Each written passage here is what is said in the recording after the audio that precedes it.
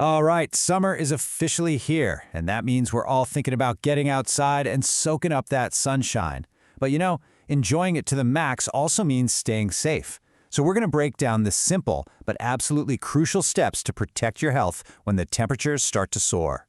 I mean, you know the feeling, right? The days get longer, the weather gets warmer, and there's just this incredible sense of freedom that comes with being outdoors. It's a season that just feels alive. But here's the thing. All that wonderful heat also brings a real challenge for our bodies. So being truly ready for summer isn't just about beach towels and barbecues.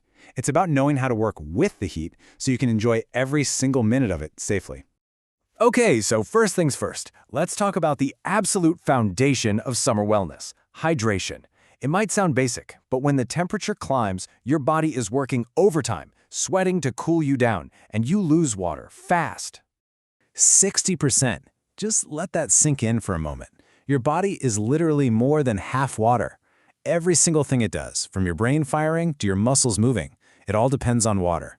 In the summer heat, you're constantly losing this essential fuel, which is why topping it back up is completely non-negotiable. So what should you actually be drinking? Well, over on the left, you've got your heroes. Good old-fashioned water, broths, and electrolyte drinks. But on the right, these are the sneaky culprits. That iced coffee or soda might feel amazing for a second, but the caffeine and sugar can actually make your body lose more fluid. And yeah, the same goes for alcohol. Okay, so how do you know if you're falling behind on fluids? Your body is pretty good at sending signals. The early ones are simple. You feel thirsty and maybe your pee is a darker yellow. But if you ignore that, it can get worse. You might get a headache, feel dizzy, weak, even constipated. And severe dehydration, that's a whole other level. We're talking a racing heart, low blood pressure, and confusion. It's serious stuff. All right, so that's what's happening on the inside. Now let's talk about our first line of defense on the outside, sunscreen. And oh boy, are there some really dangerous myths we need to bust right here. I mean, listen to this from dermatologist Dr. Cheryl Burgess, because it gets right to the point. The idea that having more melanin in your skin makes you immune to sun damage is one of the most stubborn and harmful myths out there. The truth is, everyone needs protection. So where does this myth even come from? Well, here's the science. Melanin does offer some natural protection, but it's only about the equivalent of an SPF 13. Now, when dermatologists are telling us to use a minimum of SPF 30, you can see that 13 is just not even close to what you actually need.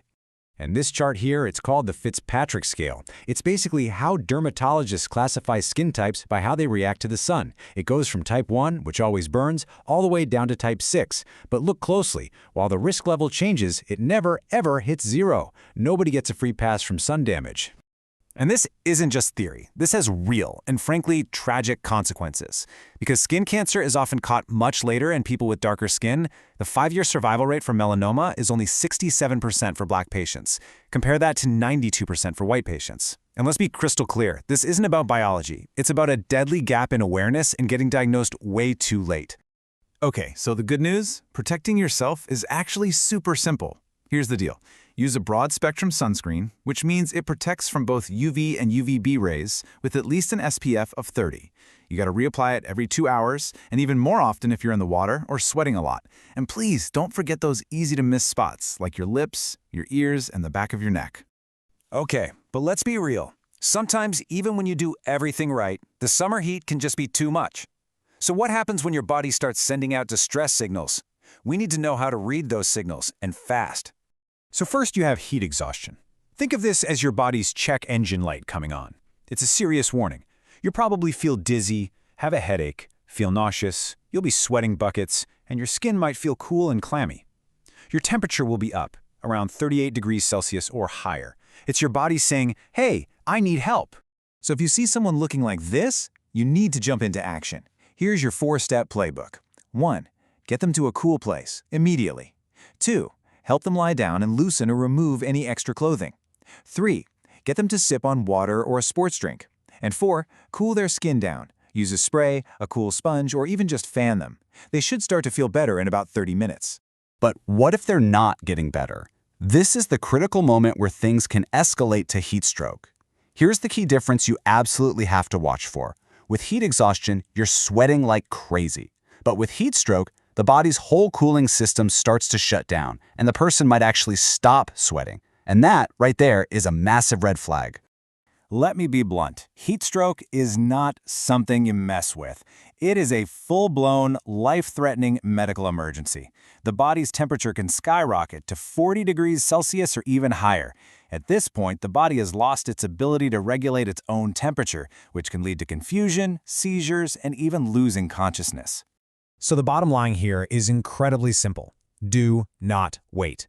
If someone isn't feeling better after 30 minutes of you trying to cool them down, or if their temperature is that high, you call for an ambulance immediately. This is not a wait-and-see situation. Whew. Okay, we've covered a ton of ground. So let's boil it all down into a super simple, actionable checklist you can take with you to stay safe all summer long. All right, here it is, your ultimate summer health cheat sheet. Rule 1, hydrate constantly. Drink water even before you feel thirsty. Rule 2, make broad-spectrum SPF 30 sunscreen a daily habit, and that goes for every single skin tone. Rule 3, be smart. Get out of the sun during its peak hours in the middle of the day. And finally, Rule 4, know the signs of heat illness both in yourself and in others so you can act fast. You know, it's funny. We put a case on our phone, a password on our data. We protect our stuff without a second thought. So the real question is, what's your plan to protect your most valuable asset, your health, this summer? So take care of yourself, stay safe out there, and go enjoy that beautiful summer sun.